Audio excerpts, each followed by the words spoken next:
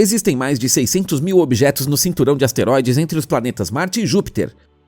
A maioria deles são pedaços de rocha, cometas e asteroides de tamanhos variados. Esses objetos são mantidos em uma faixa de cerca de 10 mil quilômetros de largura pela gravidade de Marte e Júpiter. Os maiores objetos dentro do cinturão de asteroides são Ceres e Vesta. Vesta é um asteroide bastante disforme e o redondo Ceres é oficialmente um planeta anão.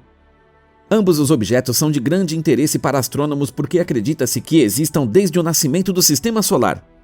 Em 2007, a NASA enviou uma sonda aos dois objetos. Neste vídeo, mostraremos o que esta sonda encontrou no cinturão de asteroides. Mas antes de vermos mais de perto o que Dawn descobriu em sua missão de 3 anos, gostaríamos de convidá-lo a inscrever-se em nosso canal, ativar o sininho de notificação e dar um like se você gostou do vídeo.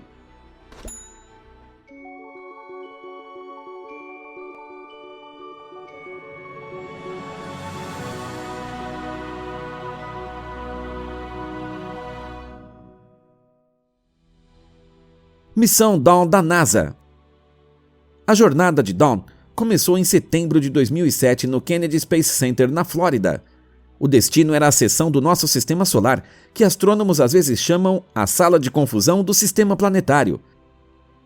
Acredita-se que o cinturão de asteroides seja onde todos os objetos que sobraram da formação do Sol e dos planetas orbitam. O cinturão de asteroides entre Marte e Júpiter não é a única sala de confusão em nosso sistema solar. Bem na borda, onde quase nenhuma luz solar chega, muito mais dessas rochas disformes, planetas menores, asteroides e cometas orbitam o nosso Sol no cinturão de Kuiper.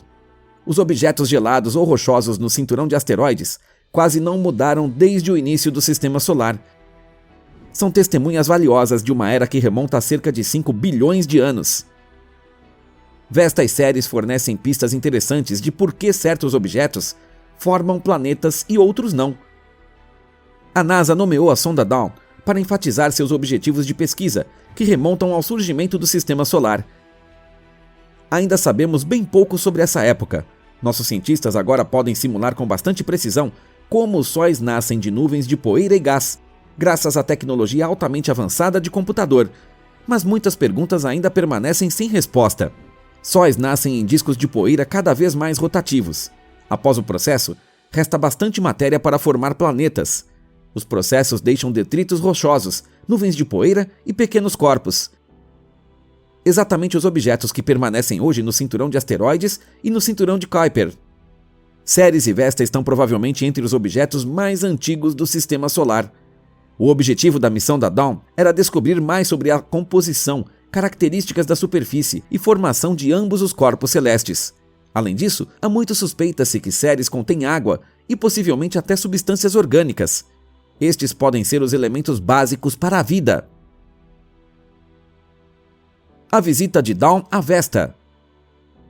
Em 2011, Dawn alcançou o cinturão de asteroides após uma jornada de quase 4 anos. O primeiro alvo foi o um tanto disforme Vesta. Com 530 km de diâmetro, Vesta é um asteroide muito grande, mas ainda é um objeto bem pequeno de padrões planetários. Vesta tem apenas 9% da massa da Terra.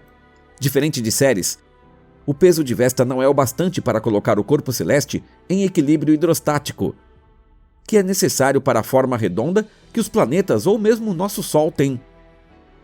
Com base em inúmeras simulações da história da formação de nossos planetas, pesquisadores descobriram que Vesta perdeu uma grande quantidade de sua própria massa para seu vizinho Júpiter há mais de 1 bilhão de anos devido a uma colisão ou impacto de cometa.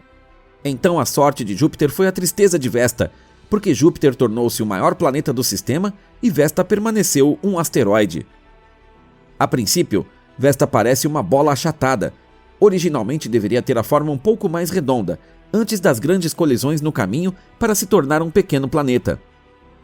A superfície do asteroide ainda permite conclusões sobre 2 grandes colisões, onde provavelmente Vesta colidiu com outros planetas, que ainda não estavam em órbitas fixas. Esses impactos foram tão violentos que toda a superfície de Vesta se abriu e o material foi ejetado para o espaço.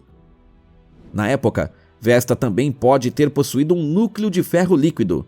Até hoje, numerosos fragmentos de rocha são detectáveis provenientes desses impactos.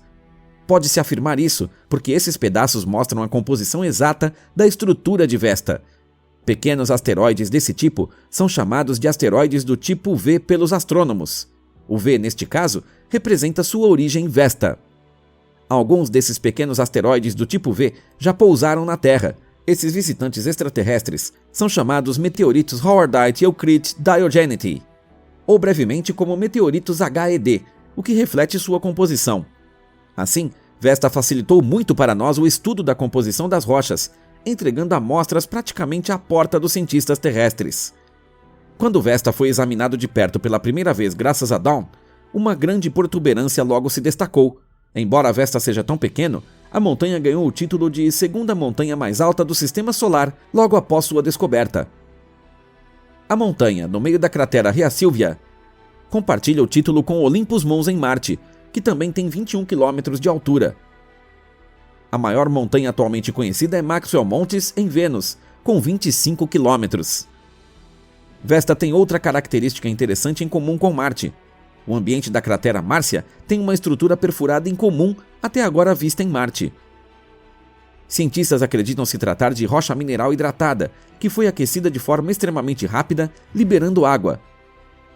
A causa pode ter sido outro impacto. A cratera Márcia, junto às crateras Calpurnia e Minúcio, forma o famoso boneco de neve de Vesta. Portanto, em suma, essas descobertas e imagens testemunham um passado agitado no asteroide. Para astrônomos, Vesta é uma espécie de protoplaneta rochoso. Em outras palavras, o asteroide poderia ser descrito como um embrião planetário que parou em sua evolução.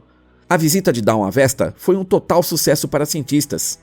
Conseguiram coletar todos os dados sobre o asteroide que esperavam no início da missão. Ceres, o asteroide excepcional. Em 6 de março de 2015, a espaçonave Dawn entrou na órbita ao redor de Ceres. Ceres é classificado por astrônomos internacionais como um asteroide e um planeta anão. Seu diâmetro equatorial, 946 km, é quase o dobro de Vesta, e a massa de Ceres foi suficiente para formar uma forma esférica sob a força de sua própria gravidade. Ceres não é apenas muito maior que todos os outros objetos em sua vizinhança, mas também não se encaixa no cinturão de asteroides em termos de estrutura e textura de superfície.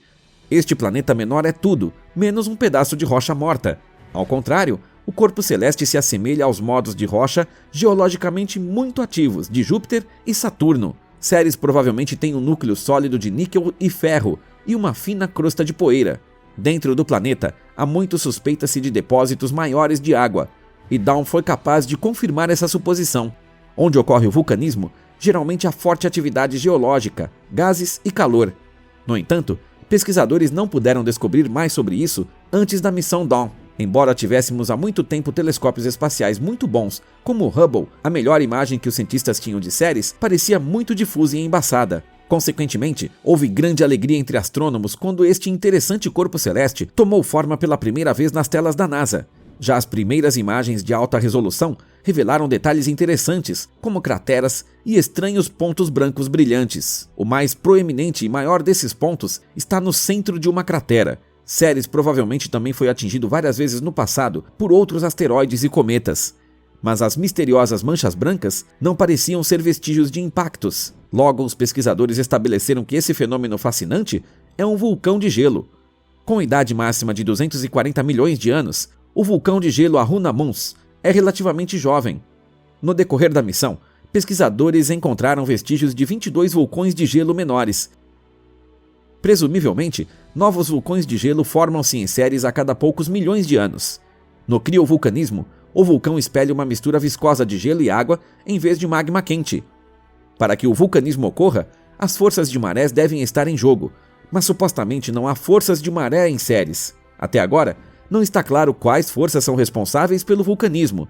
O fato de Ceres ser um mundo gelado já surpreende os pesquisadores. Na verdade, essas manifestações foram observadas até agora apenas em luas de Júpiter e em objetos do cinturão de Kuiper. Em Ceres, os sais podem reduzir o ponto de congelamento da água, a ponto de haver líquidos criomagmáticos em vez de água líquida, apesar de sua proximidade com o Sol. É natural que pesquisadores queiram saber se existem grandes depósitos de água líquida sob a superfície de Ceres. Como o planeta anão tem densidade geral muito baixa, a água pode representar até 50% do volume total. Atualmente, outra missão está sendo planejada para estudar Ceres em mais detalhes. Um módulo de pouso está planejado para examinar a superfície de Ceres mais de perto e talvez até mesmo perfurá-la em um futuro não muito distante. Se as suposições estiverem corretas, deve haver grandes quantidades de água livre ou substâncias lamacentas logo abaixo da fina crosta de poeira. Na melhor das hipóteses, pesquisadores podem até encontrar bactérias ou formas de vida simples, como algas, nesses depósitos de água. Dawn continua a orbitar Ceres. Em 2018, a missão Dawn chegou oficialmente ao fim. Quando a espaçonave ficou sem combustível após muitos anos de sucesso, completou 51.385 horas de operação, capturou mais de 100 mil imagens, coletou 172 gigabytes de dados e viajou quase 4,5 bilhões de quilômetros. Dawn não caiu sobre Ceres no final de sua vida útil, como normalmente acontece. A espaçonave ainda orbita Ceres a uma distância segura hoje, e deve permanecer assim. Cientistas querem evitar a introdução de bactérias ou micróbios da Terra para Ceres com Dawn.